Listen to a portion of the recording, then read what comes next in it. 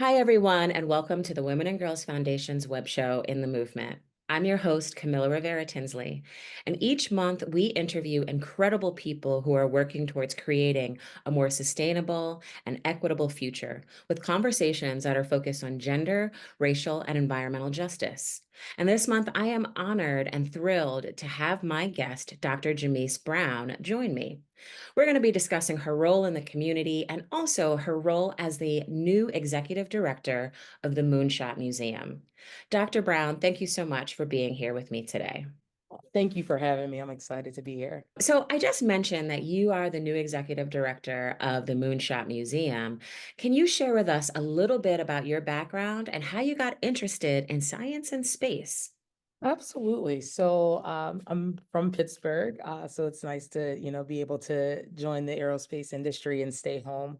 And I came from traditional education.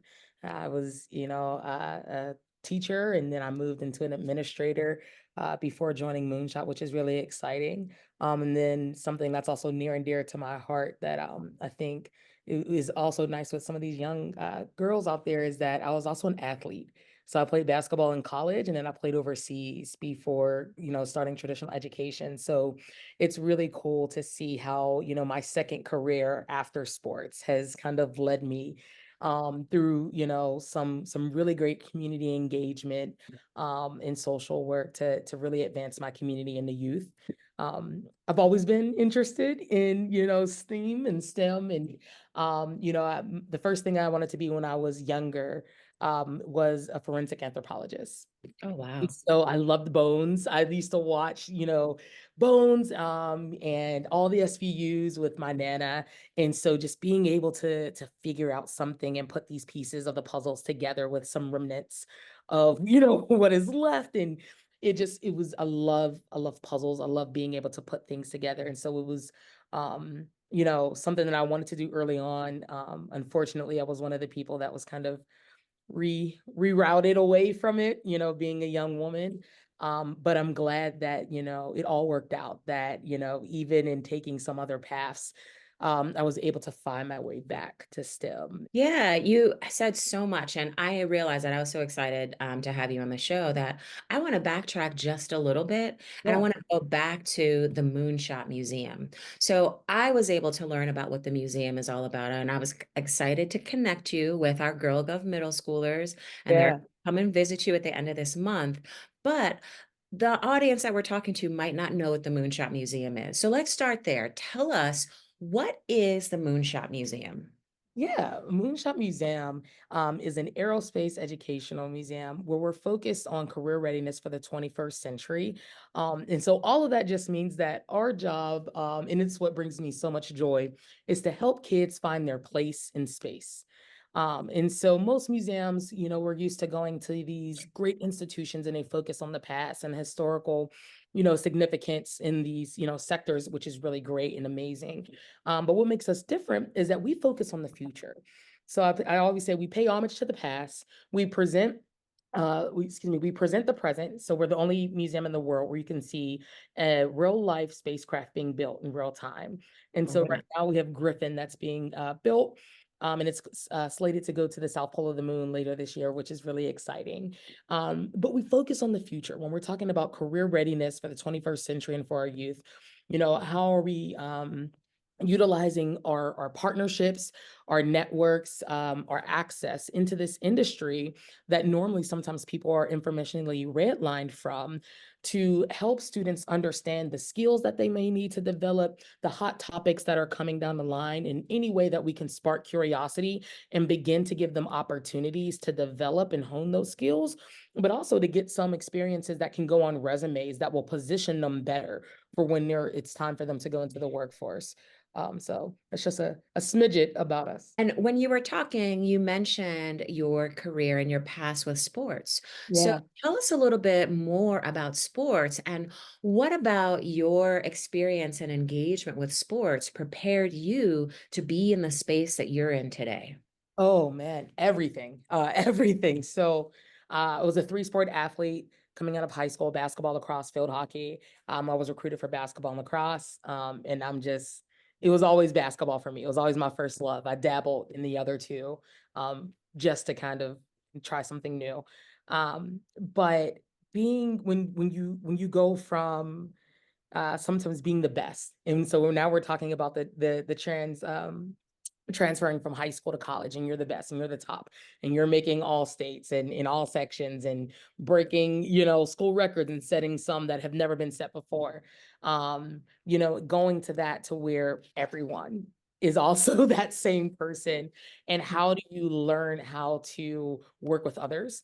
How do you learn how to thrive? I'm really big on thriving with each other. So I know there's some sayings of coexist. We need to coexist. To me, that's a tolerance. I don't want to Mm, coexist with someone, and I don't want someone to coexist with me. I want to figure out how to thrive with others, and I want people to thrive with me. And that's what sports does. You get thrown in. You don't get to choose your teammates. You don't get to choose whether you look like them, whether they're from the same communities, whether they have the same beliefs. It's here's your group of teammates, and figure it out to get on the same page. um, we had a lot of in college, we had a lot of nonverbal plays, which is also really hard. So now you have to learn how to read body language. You have to pay attention more because depending on who has the ball, where they have the ball, now that tells you kind of where to go. And then moving overseas where it's, thank God, the country I was in England, I was in Nottingham, so it wasn't like a foreign language. I know some friends who had to go to countries where it was a foreign language for them. And so how do you communicate when there's a language barrier? And so all of these things, the time management, being able to have discipline, being a self-starter, understanding capacity, being able to learn new things on the fly, having to adapt, in the long term, but also, a short time frame where you're in the game and changes have to be made. And sometimes your game plan has to get thrown out the window. And yeah. sometimes things are working and you got to beat it with a bat until it Uh-huh, uh-huh. doesn't work anymore. And that really translates to aerospace, but also especially Moonshot Museum. Like I said before, like we pay homage to the past, but focusing on the future means we have to constantly stay up to date. What's going on in aerospace? What changes are happening? We had that happen with our NASA grant. We were blessed enough to have an $800,000 NASA grant for their Team Two award, focused on cosmic careers for students fifth through eighth grade. And a part of that was Viper. And so for those who are following aerospace, they know that Viper was scratched. And so Oh no. now had to pivot a whole piece of our year one initiative to like be up to speed with what's still going on, what's still relevant, what can we get passed and approved by NASA. But having that experience of sports gives some calmness to it. So there's no freak out. It's more so, okay, here's the situation that I'm in. How do I assess it? What are my teammates that I have to go through this? What are their strengths? What are the needs, excuse me, of the community, which, in sports that would translate to what is your goal? It's you might to win that game, to win that championship, to make this play, to set this screen, whatever it may be. And then how do we move forward in a cohesive, collective manner to still achieve success?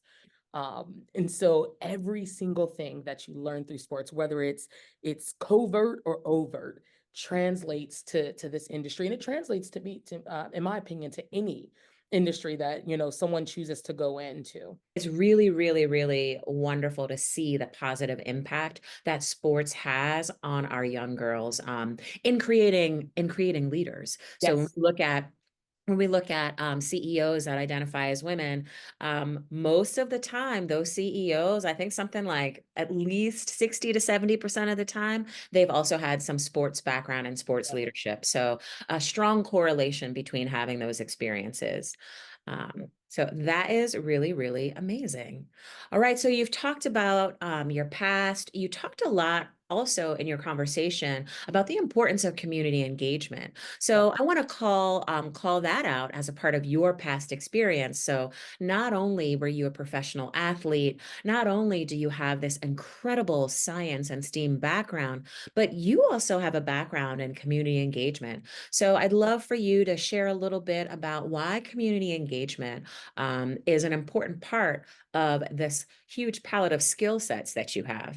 Yeah, no. It's to go to the root of it, it's how I was raised. My nana really focused on servant leadership. Mm, And so much so that she was at Duquesne University. They actually have an award named after her called the mm, Linda D. Brown Spirit of Service Award. I'm gonna give it out every year. And so understanding the privilege and the skill set that it takes to serve others is something that I respect. I know sometimes in society we look at those who serve others as they are less than, but mm. the amount of strength that it takes to take, your knowledge and who you are and all of your feelings and invest that back into someone or invest that back into the community. And sometimes you don't always get to see the fruits of your labor, and nor sometimes do you always get a thank you. And it's not always required, but it's, service is sometimes a thankless position to be in. And it was just something that she did with so much grace and at such a high level that it always sparked me. Coming out of sports, and when I was looking into my second careers, I started to do like a lot of reinvestment after being injured and started to figure out how can I utilize what I was given to put it into somebody else. And so I look at it as, a singular dream being fulfilled is really great, but how amazing would it be to take this singular dream and turn it into hundreds, to turn it into thousands, to turn it into millions. And so I used to do camps. I like started my own nonprofit when I was like coming up and young off of there, where we took kids to different parts of the world and we taught social skills, life skills, cultural competencies, all through the medium of sports. And I've always just been that kid that was serving at my church and like doing things at the school. And then I also put it in some traditional formats where I have a doctorate in community engagement. And it's focused on looking, thank you. And my study was an examination of the levels of care for Black student athletes in predominantly white secondary schools, looking at the academic, athletic, and social care gaps. So finding out ways that we can see where the gaps are. How do we address them? Well, one, how do we recognize them? How do we address them? And address them in a measurable way so that there's systemic and systematic change coming through. And so it's so important. I really believe that you don't know where you're going unless you know where you've come from. And I Yes. also really believe in that, whether we like it or not, the kids are our future. And so we are raising our next senators, we're raising our next presidents, we're raising our next tech moguls, we are raising, our next doctors and mechanics and construction workers and all those things. And I want nothing but the best for them, because I want the best for myself too. And so it's this Yes. circle of life. And I didn't get to this position. I didn't get to any position in my life without people investing in me. I had teachers, I had family members, my mom, my nana, and all that stuff that went above and beyond to ensure that I am who I am and I could get to where I want to be. And I just want to be that for someone else and in whatever capacity it is. Wow. I mean, I know that I'm inspired just listening to your words and knowing that you exist. And I say that sincerely from the bottom of my heart. And again, I think it's so important for our audience and for people in the community to know that our young people have to see themselves in order to believe the dreams that they might have and to even have new dreams. So it is my genuine pleasure to have you on, especially in this month. It is Black History Month. And, I want to be bold in stating the fact that I don't need permission. You don't need permission. We do not need permission to talk about the Black excellence that exists in our communities. We don't need permission from anyone to tell us that diversity, equity, inclusion, belonging, all of those things are important. And they are at the core of what we do. And they are at the core of how we have a thriving, I loved how you said that too, how we have a thriving future for all people that live here in Pittsburgh, that live in Pennsylvania, and in the United States. So just want to make sure that I say that. And also, I know that you're from Pittsburgh. You have a neighborhood you want to shout out? I am from Wilkinsburg, through Shout and out. through. I love me some Wilkinsburg. And to go back a tad bit, you mentioned it is Black History Month. So, in the appointment of me coming in here, I actually became the first Black executive director in the world of Space Museum focused on career readiness for the 21st century, and also the first Black executive director in Pennsylvania of any type of space museum. So, it's a privilege and an honor. And it's, again, we talked about utilizing our platform for change and for advocacy and to help others.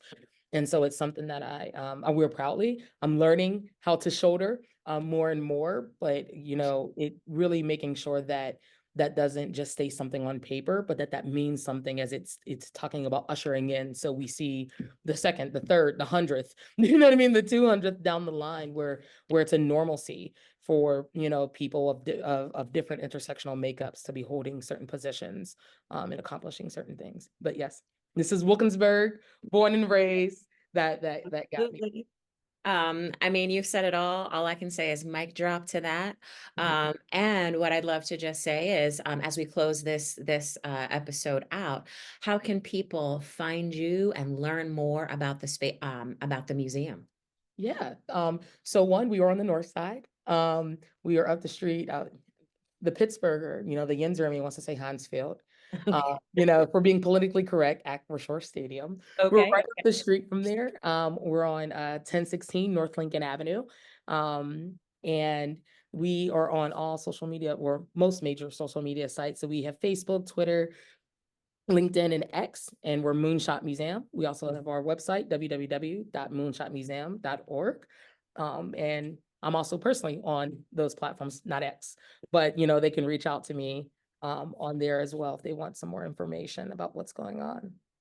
Well, thank you for sharing. And for folks that are watching, you can find more about the Women and Girls Foundation at www.wgfpa.org. So please follow us both, stay engaged, and support these wonderful organizations. Please support the Moonshot Museum. And I can't wait to bring our Girl Gov middle schoolers to see you at the end of this month. Yes. That being said, you have a wonderful afternoon, and thank you all for being here with us today.